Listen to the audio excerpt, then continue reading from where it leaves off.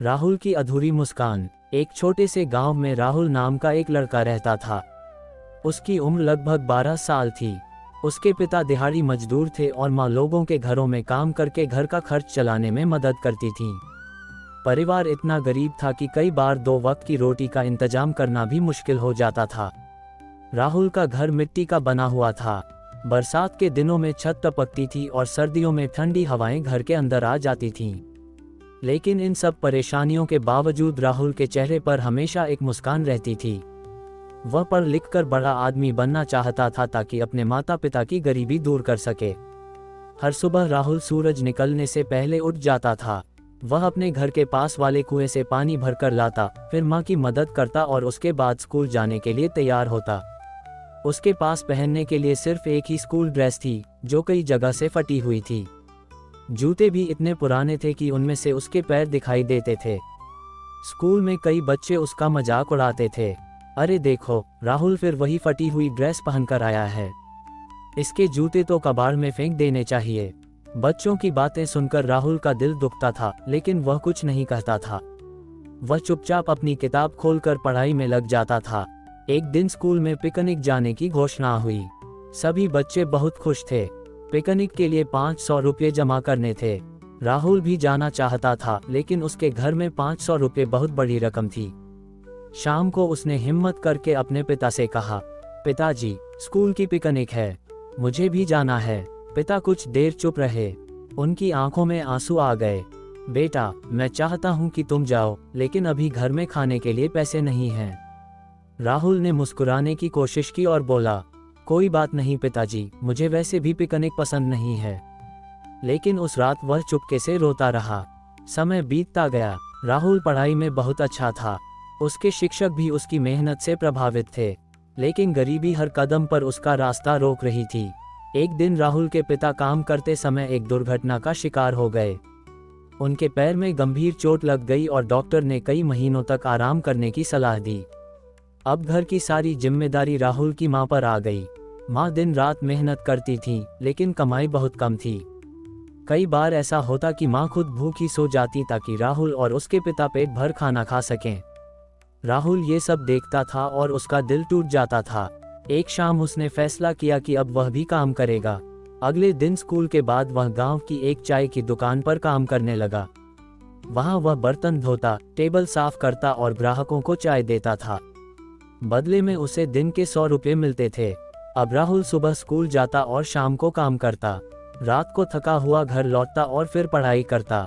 कई बार नींद के कारण उसकी आंखें बंद होने लगती थीं, लेकिन वह खुद को जगाकर पढ़ता रहता था। एक दिन उसके शिक्षक ने पूछा, राहुल, तुम इतने थके हुए क्यों लग रहे हो? राहुल ने सारी बात बता दी। ये सुनकर शिक्षक की आंखें नम हो गईं। उन्होंने राहुल की मदद करने का फैसला किया। उन्होंने स्कूल के अन्य शिक्षकों से बात की और राहुल की फीस माफ करवा दी। साथ ही उसे किताबें और यूनिफॉर्म भी दिलवाए। राहुल बहुत खुश हुआ। उसे लगा कि उसकी जिंदगी बदलने लगी है, लेकिन किस्मत को शायद अभी उसका और इम्तिहान लेना था। कुछ महीनों बाद उसकी मां गंभीर रूप से बीमार पड़ गईं। डॉक्टर ने बताया कि उनका इलाज महंगा होगा। राहुल के पास इतने पैसे नहीं थे। उसने अपनी छोटी सी बचत भी इलाज में लगा दी, लेकिन मां की हालत लगातार बिगड़ती गई। एक रात मां ने राहुल का हाथ पकड़कर कहा, बेटा, चाहे कितनी भी मुश्किलें आएं, पढ़ाई कभी मत छोड़ना। राहुल रोते हुए बोला, मां, आप ठीक हो जाएंगी। लेकिन अगले ही दिन उसकी मां इस दुनिया को छोड़कर चली गईं। राहुल की दुनिया जैसे उजड़ गई। जिस मां ने उसे हर मुश्किल में संभाला था, वही अब उसके पास नहीं थी। मां की मृत्यु के बाद राहुल कई दिनों तक ठीक से बोल भी नहीं पाया। उसके पिता भी टूट चुके थे। अब घर में सिर्फ सन्नाटा था। लेकिन राहुल को मां की आखिरी बात याद थी, पढ़ाई कभी मत छोड़ना। उसने फिर से खुद को संभाला और मेहनत में लग गया। वह दिन में पढ़ाई करता, शाम को काम करता और रात में पढ़ता। उसकी मेहनत धीरे धीरे रंग लाने लगी। 10वीं की परीक्षा में उसने पूरे जिले में पहला स्थान प्राप्त किया। जब ये खबर गांव में पहुंची तो हर कोई हैरान रह गया।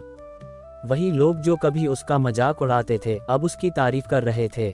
राहुल को आगे की पढ़ाई के लिए छात्रवृत्ति मिल गई। उसने 12वीं में भी शानदार अंक प्राप्त किए और फिर शहर के एक बड़े कॉलेज में दाखिला लिया। कॉलेज की पढ़ाई आसान नहीं थी। वहाँ भी उसे पैसों की कमी का सामना करना पड़ा, लेकिन उसने हार नहीं मानी। वह रात में पार्ट टाइम नौकरी करता और दिन में पढ़ाई करता। कई बार उसे भूखा रहना पड़ता था, लेकिन उसने अपने सपनों का साथ नहीं छोड़ा। सालों की मेहनत के बाद राहुल ने एक बड़ी प्रतियोगी परीक्षा पास कर ली। जब परिणाम आया और उसका चयन एक बड़े सरकारी अधिकारी के रूप में हुआ, तो उसकी खुशी का ठिकाना नहीं रहा। उस दिन उसने सबसे पहले अपने पिता को फोन किया। पिता की आंखों से आंसू बहने लगे। बेटा, आज तुम्हारी माँ होती तो बहुत खुश होती। राहुल भी रो पड़ा। उसे अपनी माँ की याद आ रही थी। वह गांव लौटा। पूरे गांव ने उसका स्वागत किया। लोग उसे सम्मान की नज़र से देखने लगे। राहुल ने सबसे पहले अपने पुराने मिट्टी के घर की जगह एक नया पक्का घर बनवाया। फिर उसने गांव के गरीब बच्चों की पढ़ाई के लिए एक सहायता केंद्र खोला, ताकि कोई भी बच्चा गरीबी की वजह से अपने सपनों से समझौता न करे। एक दिन वह उसी स्कूल गया जहां कभी बच्चे उसका मजाक उड़ाते थे। वहां खड़े होकर उसने बच्चों से कहा, गरीबी कोई अभिशाप नहीं है, अभिशाप है हार मान लेना। अगर इंसान मेहनत करता रहे तो एक दिन सफलता जरूर मिलती है। बच्चों ने तालियां बजाईं।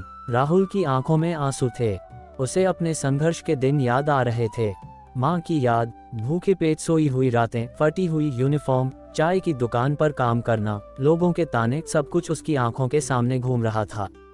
लेकिन अब वह समझ चुका था कि दर्द इंसान को तोड़ने नहीं, बल्कि मजबूत बनाने आता है। राहुल की कहानी पूरे जिले में प्रेरणा बन गई। उसकी जिंदगी ने यह साबित कर दिया कि हालात कितने भी बुरे क्यों न हो, अगर इंसान अपने सपनों को जिंदा रखे और मेहनत करता रहे, तो एक दिन सफलता उसके कदम जरूर चूमती है। शिक्षा, गरीबी इंसान की पहचान नहीं होती।